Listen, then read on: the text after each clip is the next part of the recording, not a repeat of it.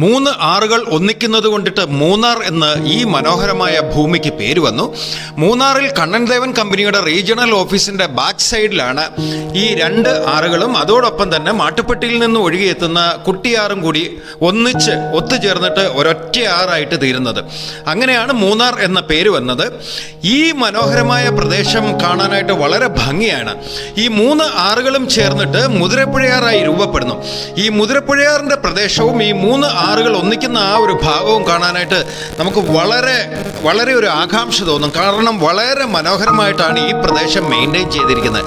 മൂന്നാറിൻ്റെ മറ്റൊരു പ്രത്യേകതയാണ് മൂന്ന് കുന്നുകളിലുള്ള മൂന്ന് മതങ്ങളുടെ മൂന്ന് ആരാധനാലയങ്ങൾ. മൂന്നാർ ടൗണിൻ്റെ നടുക്കായിട്ട് തന്നെ മൂന്ന് കുന്നുകൾ നമുക്ക് കാണാൻ സാധിക്കും. ഒരു കുന്നിൽ കാത്തലിക് ചർച്ചാണ് സ്ഥിതി ചെയ്യുന്നത്, മറ്റൊരു കുന്നിൽ മോസ്ക് സ്ഥിതി ചെയ്യുന്നു, അതിന് തൊട്ടപ്പുറത്തെ കുന്നിൽ സുബ്രഹ്മണ്യ സ്വാമി ടെമ്പിൾ സ്ഥിതി ചെയ്യുന്നു. യൂറോപ്യൻ പ്ലാന്റേഴ്സിന്റെ കാലത്താണ് ഈ മൂന്ന് ആരാധനാലയങ്ങളും നിർമ്മിക്കുന്നതും അത് വലുതാക്കുന്നതും. ഇവിടെ കാത്തലിക് ചർച്ച് നിർമ്മിച്ചത് മൂന്നാറിലെ ആദ്യത്തെ ചർച്ചാണിത്. മൂന്നാർ ടൗണിൽ തന്നെയാണ് ഈ കാത്തലിക് ചർച്ച് ഉള്ളത്. 1898 ഈ കാത്തലിക് ചർച്ച് നിർമ്മിക്കുന്നത്. ഒരു കുന്നിൽ കാത്തലിക് ചർച്ച് മൂന്നാർ ടൗണിന്റെ നടുക്ക് നമുക്ക് കാണാൻ സാധിക്കും.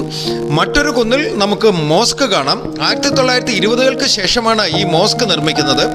അതിന് തൊട്ടപ്പുറത്തെ കുന്നിൽ സുബ്രഹ്മണ്യ സ്വാമി ടെമ്പിൾ നമുക്ക് കാണാൻ സാധിക്കും. മുതുവൻസ് യൂറോപ്യൻസ് ഇവിടെ എത്തുന്നതിന് മുമ്പ് തന്നെ അവരുടെ ആരാധനാലയമായിട്ട് ഉപയോഗിച്ചായിരുന്നു ഈ ടെമ്പിൾ. പിന്നീട് ഇത് കുറച്ച് നവീകരിച്ചു. അങ്ങനെ മൂന്നാറിൻ്റെ മറ്റൊരു പ്രത്യേകതയായ മൂന്ന് കുന്നുകളിൽ മൂന്ന് മതങ്ങളുടെ മൂന്ന് ആരാധനാലയങ്ങൾ മൂന്നാർ ടൗണിൽ നമുക്ക് കാണാൻ സാധിക്കും. നിങ്ങൾ നിരവധി തവണ മൂന്നാർ സന്ദർശിച്ചിട്ടുള്ളവരല്ലേ? മൂന്നാറിന് ഇങ്ങനെയുള്ള പ്രത്യേകതകൾ ഉണ്ടായിരുന്നു എന്ന് നിങ്ങൾക്കറിയാമോ? ഇനിയുണ്ട് ഒട്ടേറെ പ്രത്യേകതകൾ മൂന്നാറിന്. മൂന്നാറിന് 3 എന്ന സംഖ്യയായിട്ട് വളരെ ബന്ധമുണ്ട്. മൂന്നാറിൽ 3 നദികൾ ഒന്നിക്കുന്നത് കണ്ടല്ലോ.